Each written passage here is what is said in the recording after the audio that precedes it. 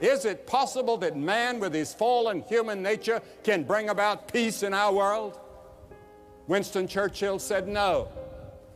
Winston Churchill said that our morals are lagging far behind our technological advance.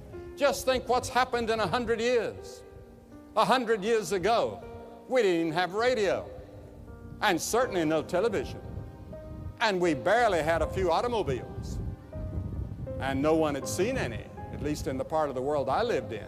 We didn't have airplanes.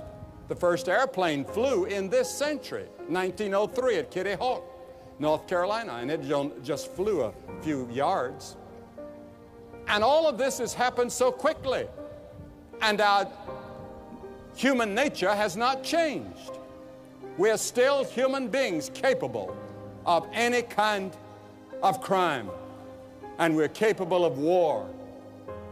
And so the time has come for us to look up some of those passages in the Bible that have to do with the future of our world. And we ask ourselves, is there any hope? A person can live a lifetime without sex. A person can possibly live 75 days without food. I read about a man in a hunger strike in Britain that lived 70 days without food. And it's possible to live about 10 days without water. It's possible to live maybe 6 minutes without air or oxygen. But it's almost impossible, we're told, by sociologists and psychologists and psychiatrists and clergy to live without hope. And one of the great needs in our world today is hope. And many young people have lost hope, and that's why many of them are rebelling and turning to drugs and turning to other things. They see no hope as they look into the future. We read about the greenhouse ecology, and they talk about Armageddon, they talk about global genocide, they talk about the end of the world.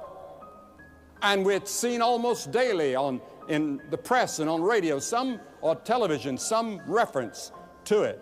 A New York philosopher says, as never before, America needs a philosophy of hope and confidence. The former Prime Minister of Canada, making a speech recently, said, billions of people are living today without hope. And he said, hope is the greatest need of our generation. They're tempted to give up. They opt out.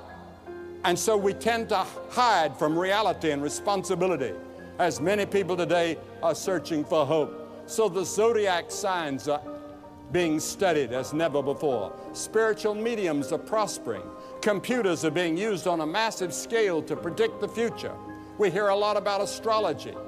And the best-selling author Herb Cohen says the most widespread feeling of these days is one of hopelessness and helplessness.